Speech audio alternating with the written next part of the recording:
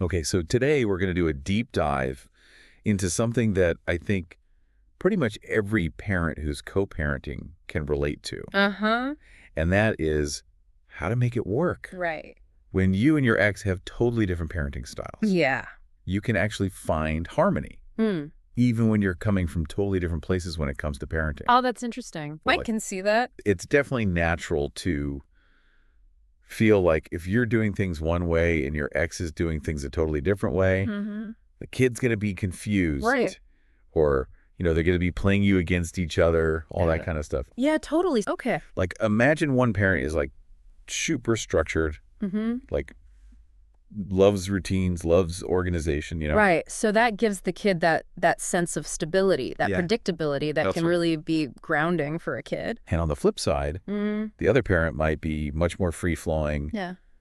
really into like spur-of-the-moment adventures, Right. encouraging creativity, that kind of thing. Yeah, like a little more whimsical, you know? And so it's almost like the kids are getting exposed to both of those, which are both important. It's true, yeah. Like you need that kind of bedrock of like knowing what to expect. But you also need that like freedom to explore and be spontaneous. Like one parent might be the homework hero, like they're all about helping the kids stay organized, Right. creating study schedules, that kind of thing. Right, right. And then the other parent might be the weekend adventure buddy. Okay. The one who's like, Yeah. hey, let's go on a hike. Let's try that new pottery class or whatever. That's cool. So it's like they're both contributing, but in different ways. Yeah, and I think it's important to emphasize like both of those things are valuable. Yeah. It's not like one is better than the other. Oh, So it's good. like they complement each other.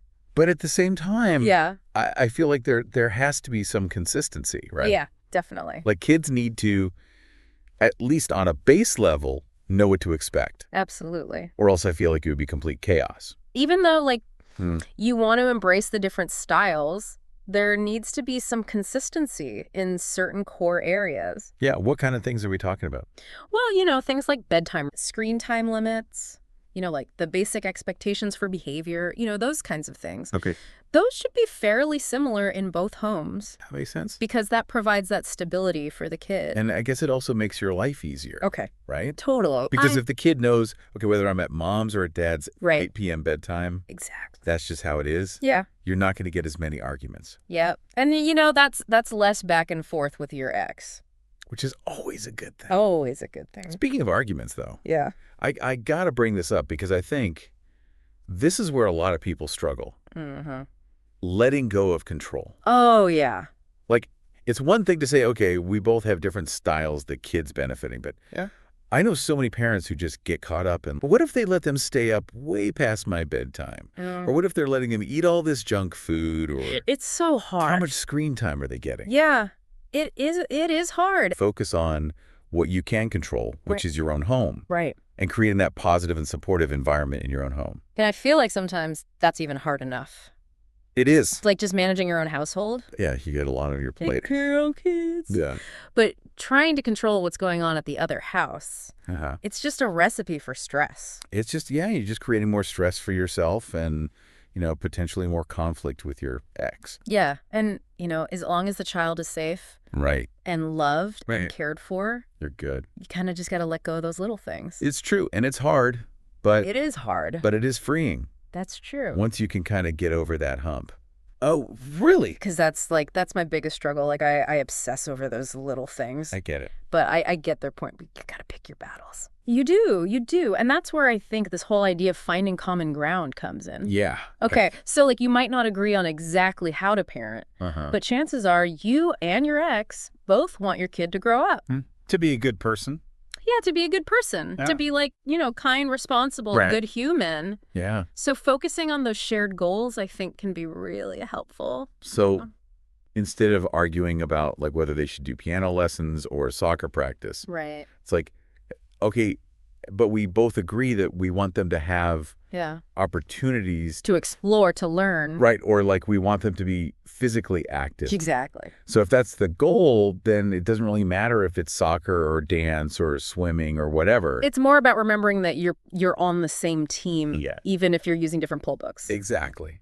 Okay. All of that makes sense. Good. But let's be real. Okay. Disagreements are going to happen. They are. How to handle that. Well, that's where respecting boundaries and perspectives comes in. Because it's so easy to get frustrated. Oh, my gosh. When your co-parent does something that you're like, no way. And I think especially if there's already some tension there. Oh, yeah. Or baggage or... Right, like history. Yeah. Yeah. Like you're already primed to be like... Oh, totally. See, they're doing it wrong. Yeah. I knew it. Exactly. So how do you avoid falling into that trap? Remembering that different parenting styles often come from different places. Oh, yeah. Like different backgrounds, different experiences. Right, like maybe your co-parent grew up in a really strict household. Exactly. So they're like, I'm never going to be like that with my kids. Right. So they go totally the other way. Or maybe they grew up in a really chaotic household and they're like, my kids are going to have structure. Right. So yeah, it's not about judging. It's about understanding. It's about understanding where it's coming from. But even if you understand it, you still might not agree with it. Right. So how do you deal with that? Well, even if you don't agree, respecting their choices is still important. So it's more about, hey, I notice you're handling this differently. Yeah. Can we talk about it? Exactly. As opposed to you're doing it all wrong. Exactly. My way is the right way. Yeah, it's about collaborating. Okay. And like coming to some sort of compromise. Yeah. And I guess that leads into the last point, which is flexibility. Yes. Like being willing to bend. Yeah. Yeah. Because kids change. Constantly. Yeah. And what worked when they were, 4 might not work when they're 14. Right. And co-parents change too. Yeah. We're all evolving. Hopefully. So it's being willing to kind of adapt. And revise your approach as you go. Exactly. So I guess if I'm hearing you correctly, it's like co-parenting with different styles. Yeah. It's not necessarily a bad thing. No, it doesn't have to be. It's about kind of reframing it and seeing the strength. Yeah, embracing it. In both approaches. Right. Finding that common ground. Yes. Respecting boundaries, respecting choices, and staying flexible. Yeah. That's the key. I think so. Well, this has been super helpful. Oh, good. I'm glad. But you know what? It got me thinking. Oh, what's that? Like, how do you actually have those conversations with your co-parent? That's a great point. Especially if there's already some baggage there. If it's not the easiest relationship. Yeah, if you don't exactly have the best communication. Exactly. That feels like a whole other deep dive waiting to happen. Totally. Yeah. Yeah, we could definitely do a whole deep dive on communication strategies for co-parents. I think we should. All right, well, stay tuned for that one, folks. Absolutely. Until next time. Bye, everyone.